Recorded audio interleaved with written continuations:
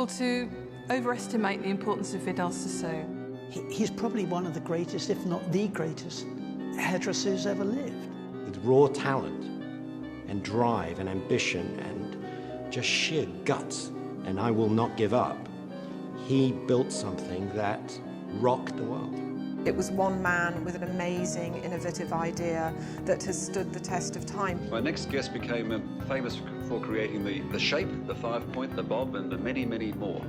Probably the biggest legacy in modern hairdressing is the name Vidal Sassoon. It's like being a boxer in the time of Muhammad Ali, or being a physicist and working next to Einstein, because he was that good. I've worked with some great people in my time, but for me, he is the person, you know, he's the Messiah. If you don't look good, we don't look good.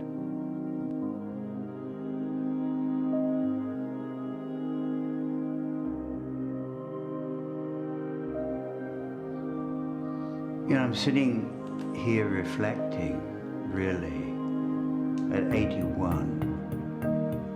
Who would have dreamt that 67 years ago, at the age of 14, there I was in the East End of London,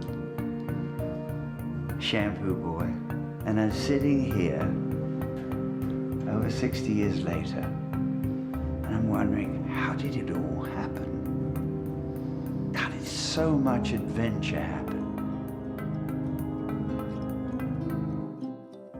Go back all those years, and you think, the excitement, the creativity, the people you've met.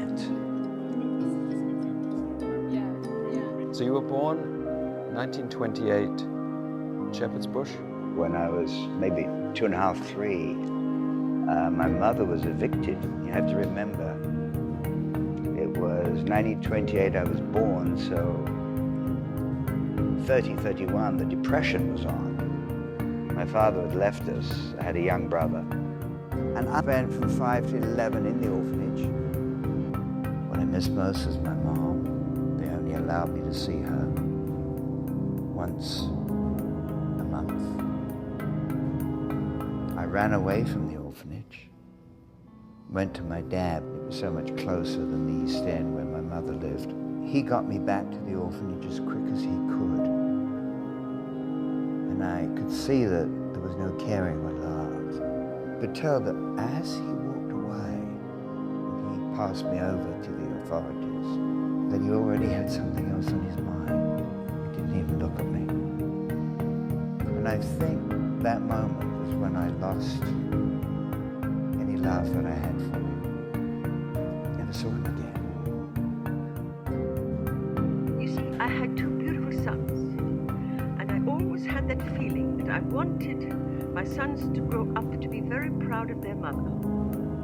And I think that helped me an awful lot. If there's anything you would wish for me in the future, what would it be? Oh God, and this is the truth. I wish happiness in your life because you deserve it, son. If anybody deserves it, you do, because you've been to me. Please, it's the truth, the best son a mother could ever have, and I think I am blessed by God to have such a son. The sense of having to prove something to myself. It was him against the world. He was determined to do it. He wanted to change hairdressing. Everything was changing. Hair had to change. He just happened to be the person that was obsessed by it. So it was, in fact, his own war. No mention of art could be complete without reference to the age-old study of beauty culture and the name that has become synonymous with the grooming of beautiful women, hairstylist Raymond. Well, he was more than a character. He had no shame. He taught me how to cut hair. Just a pair of scissors. No thinning shears, no razors. Just a pair of scissors. Then I had to put the geometry to it. That was later. Hair is nature's biggest compliment. And the treatment of this compliment is in our hands. As in haute couture, the cut is the most important element in deciding line. Haircutting simply means design. And this feeling for design must come from within. You know, when I started my own it was a small business in Bond Street, 108 New Bond Street in 1954 was 700 square feet. And the first day we had about 3 clients. It was, you know, it grew very, very slowly. But I made up my mind then that if I was going to be in hairdressing long term, I wanted to change things. I didn't have a picture of what hair should be, but I had a definite picture of what hair shouldn't be. Great people. When you found something, suddenly, I don't know, you lit up like a beacon. You there was a sense of, this is new. This is going to be special. When I looked at the architecture, the structure of buildings that were going up worldwide, and you saw a whole different look in shape, my sense was hairdressing definitely needed to be changing.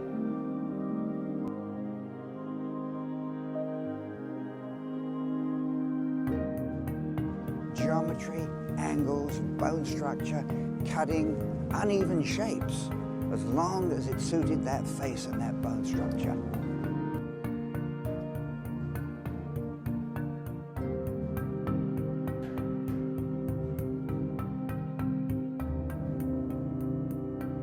So it meant, in essence, getting away from the old-fashioned. It took 9 years, 54 to 63. It took 9 years. And they were probably the most exciting 9 years of my creative life. And I don't know how we got there, because there were many lonely down times when I'd sit in my flat and think, I'm wasting my time. Had I gone to college, I would have definitely been an architect. That would have been my dream, to be an architect. 1950. On giving people what you think's right rather than what they ask for? Well, the work is technical, but on the other hand, it is instinctive as well. And if your instincts tell you that what you're doing is wrong, then you mustn't do it because you're going to make a bad job of it.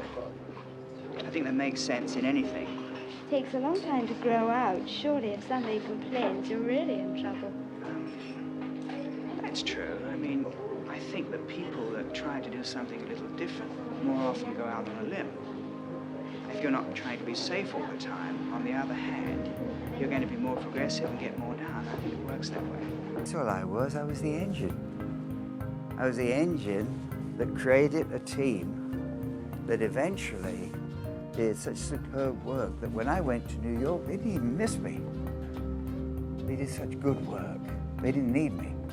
And I think that's the essence of always creating around you talent. I had such an extraordinary team.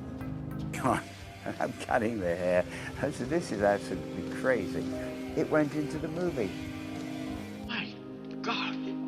It's Vidal Sassoon. It's very in. What's wrong with you? Do I look that bad? Terrible. It was nutty, absolutely nutty. It was Hollywood. You can't go through life. You cannot. It's impossible to go through life on a fairy tale. Something that just happens and it's all marvelous. It's all marvelous. The downs come and you've got to steel yourself. Build 23 houses. This is not charity. This is the feeling for our fellow citizens who are in need. He had to go to the orphanage because he was a bad boy. And I'm not sure that he's ever completely gotten over that. In my own loneliness, there was always this sense that I wanted to be a winner. But in the final analysis, when all that's been said, my heart was in hair. Always has been, still is. Say to myself, God, I wish I had a second original idea. I would love to see some young person with an enormous energy create something new, create something different. If you can get to the root of who you are, the gut of who you are, and make something happen from it, in whatever field, my sense is you're going to surprise yourself.